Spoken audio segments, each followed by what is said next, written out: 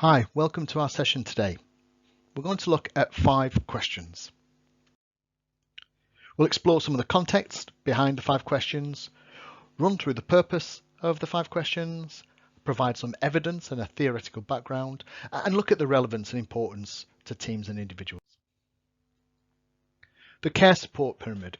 We believe there's 4 dimensions which, if we focus on, will make a big difference to the experience of our people at work.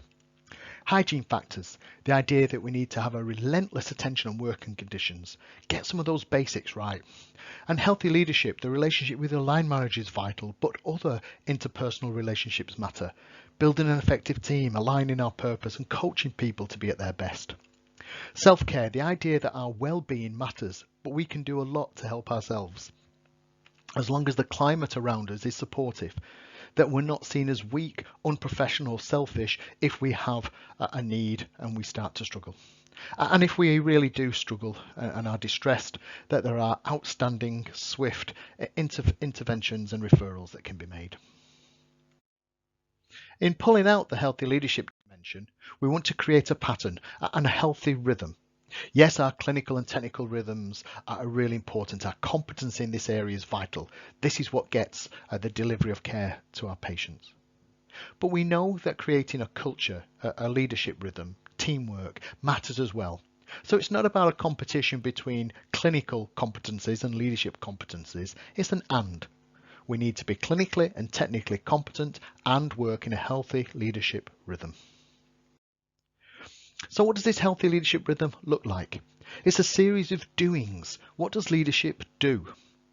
So if we've got competencies in our technical skill set, what are the competencies of leadership? Well, one of them might be build the team. Can leaders build teams? Briefing, aligning and communicating with the team. Taking care of the hygiene factors, the basic needs of the team. Checking in with the 5 questions on how the team is doing. Using quality not just as a series of dimensions for patient care, but use those dimensions to look after the team. Is the team safe? Is the team effective? Is the team having a good experience? Performance, to know whether the team is working well, delivering. Human factors, how human beings connect to the world of work. And by the actions of today, we're building teams of tomorrow. So how through our actions as leaders do we know we're going to build good teams tomorrow, next week, next month? We take observations of patients through blood pressure, oxygen saturation, etc. because we want to know how they're doing. What observations do we look at when we look at our team and our people? How do we know how they're doing? Debriefing is the idea that we can learn something. We continuously learn as we go, every day, every meeting, every project. So debriefing as a skill set is really important to leadership. And finally, getting our people home. Ensuring they're home with the right mindset so they can rest and recover and come back refreshed. So pulling out the 5 questions from that leadership rhythm is really important. This is where we check in with our people. The context comes from 2 papers from the King's Fund and the British Psychological Society, and also a telephone conversation with a psychologist colleague. What is it that we need to do to make sure that our values and principles around compassionate, inclusive, collaborative, collective, coaching leadership are not lost in the middle of a crisis? That we don't just see everything as command and control. That the so-called soft and fluffy part of leadership has a real purpose in the middle of difficult times. That's how the 5 questions grew. So what we'll do is we'll look now at each of the questions and see how they're used. How are you doing? This is your checking in moment. This is you making a human connection, connecting with others in a genuine and authentic way. I'm prepared to listen. I want to spend time. I want to understand. I care about what's happening to you. How are you doing? I know sometimes how are you doing is equivalent to a hello. How are you doing? I'm fine. How are you doing? I'm fine. But see it more than that. Stay present. Stay connected. Whether that's physically, on the phone, online. How are you doing? I'm fine. Anything you need to talk about? How are you doing really? Move on to question 2. How's the team doing? Really important 2 dimensions. First, because this reminds people that they're not on their own. They are part of a team. Healthcare is a team sport. And secondly, it creates a third party space, a psychologically safe space. People can answer this question in third party. So how are you doing? I'm fine. How's the team? Well, the team, they're struggling. They're worried. They're annoyed about restructures, or the team's excited about the future. But now you can use that third-party language to maybe answer for yourself some of those first questions. How are your colleagues doing? We know that connecting to a purpose that has meaning, to something bigger than yourself and your own team, matters. And the organisation's purpose around high quality, compassionate care, that matters. So connect in with colleagues, see how they're getting on. Doctors, how the nurses getting on. Ward 1, how's Ward 10? ED, how's theatres? Connecting with your colleagues just reminds us all that we're part of something bigger. We're part of something with meaning and purpose. What can you do to help them? During such moments, we tend to lose control. Control is taken away from us. We lost control during the pandemic of our children going to school, shopping, holidays, roles, responsibilities, etc. Don't take more control away from people. Try and give some back. Thank you for sharing what's going on in your team. What do you think you could do to help them? Allow people to use their own insights. Allow people to use their own ideas to solve some of the issues and improve some of the situation within their teams. But then in the end, ask, what one thing could I do to help? What could we do to help you?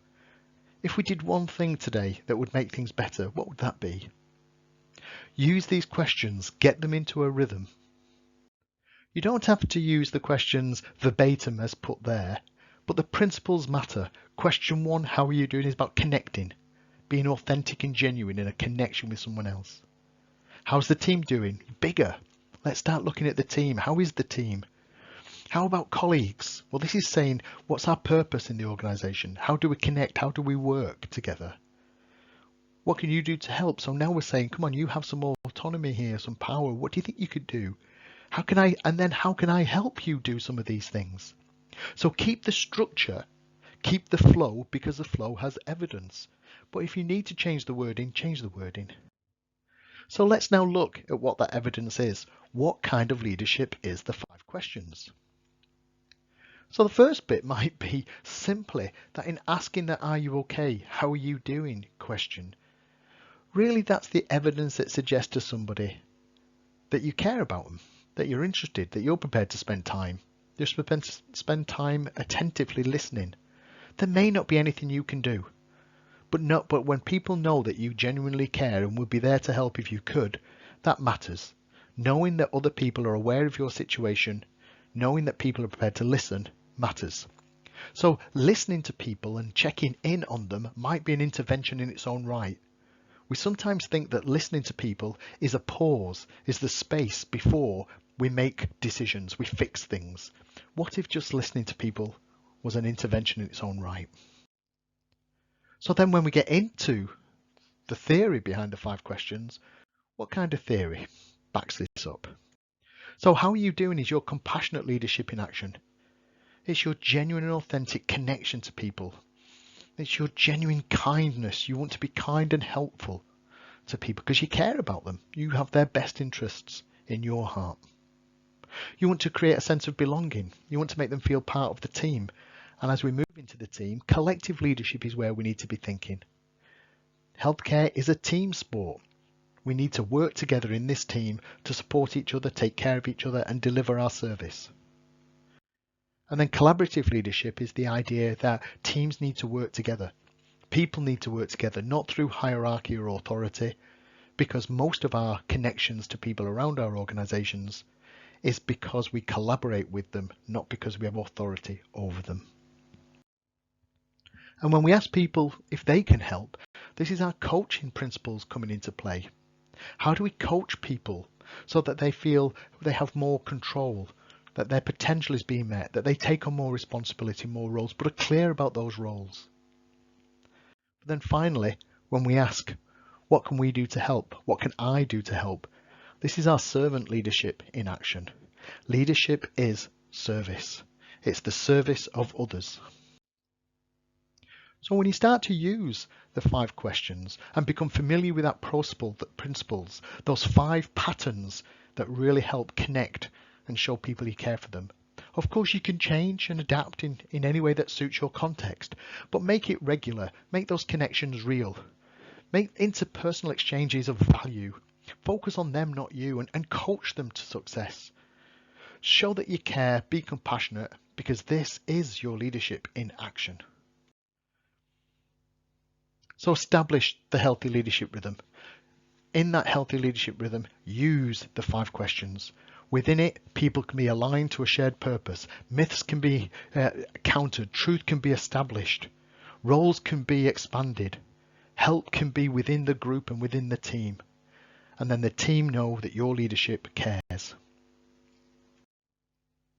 Thank you. And if you want more information on the 5 questions, a copy of this slide deck, or any other supporting information, please don't hesitate to email me on the address there. Thank you, everybody.